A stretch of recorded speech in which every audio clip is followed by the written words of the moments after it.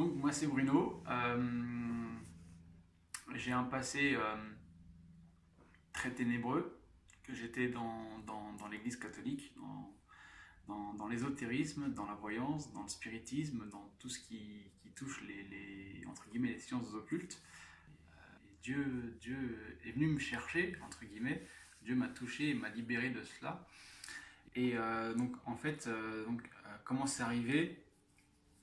Je descendais en vacances, en voiture, et il y a quand j'étais dans la voyance, je tirais les cartes, j'étais cartomancien, et dans la voiture, dans ma tête, j'ai entendu les tireurs de cartes seront brûlés au même titre que les sorcières. Et là, ça m'a choqué, j'ai regardé la personne qui était avec moi, en l'occurrence ma copine, et voir si c'était elle qui m'avait dit ça, et donc je la regardais, et la voix s'est refaite entendre en disant les tireurs de cartes seront brûlés au même titre que les sorcières. Et donc j'ai vu que ce n'était pas elle qui parlait, et donc ça m'avait surpris, parce que je pensais que c'était un don qui venait de Dieu, et que je servais Dieu en faisant ça, en aidant les gens. Et quand je suis remonté de vacances, j'ai juste tapé sur internet voyance et Bible, et je suis tombé dans la Bible, donc au Deutéronome chapitre 18, verset 10, qui dit, qui explique que tout ce qui est voyance, occultisme, magie, astrologie, divination, tout ce qui est l'ésotérisme est une abomination éternelle, et qu'il faut justement qu'on s'écarte très très loin de cela. Et c'est à partir de ce moment-là que j'ai complètement arrêté. Je vais te montrer que je veux marcher dans tes pas, devenir ton disciple. Et je te remercie de me laver de mes péchés, tous les péchés que tu sais que j'ai fait, et Dieu sait que j'en ai fait. Et voilà, je vais te montrer mon amour et te donner ma vie. Donc j'ai décidé de me faire baptiser d'eau pour enterrer ma vie et renaître pour une nouvelle vie pour le Christ. Bruno, est-ce que tu reconnais Jésus comme ton sauveur et ton Seigneur? Oui, je reconnais Dieu comme mon Seigneur et Sauveur.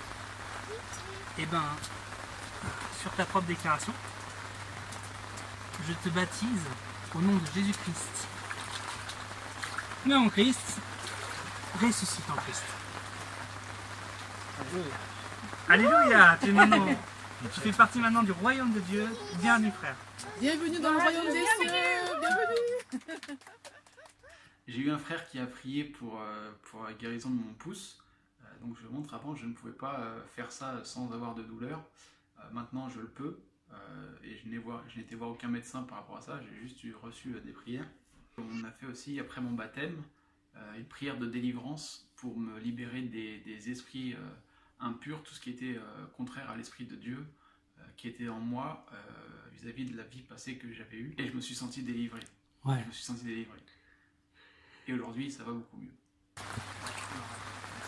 Seigneur, je te prie de bénir Bruno là, dans ce moment glorieux, dans ce moment merveilleux. Tu vis en Bruno, cet homme t'appartient, il n'y a plus rien que l'ennemi peut faire maintenant. Cet homme t'appartient, Jésus-Christ. Et gloire à toi, Seigneur. Alléluia. Alléluia. Avant mon baptême d'eau, les frères ont prié, les frères et la sœur, ont prié pour que je reçoive le Saint-Esprit. Et donc je l'ai reçu et j'ai commencé à parler en langue. Il faut savoir que parler en langue, c'était quelque chose qui me perturbait dans l'ignorance de ce don que j'avais. Et que finalement, en fait, ça vient spontanément et ça vient sans qu'on y réfléchisse. Et on ne comprend pas ce qu'on dit.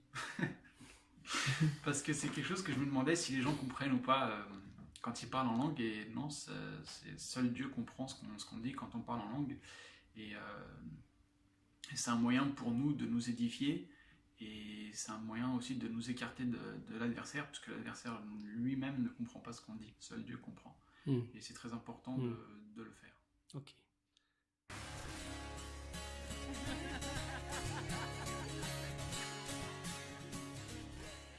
Petite exhortation pour finir.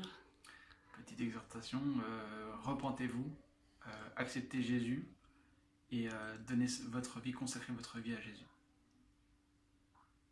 Faites-vous baptiser.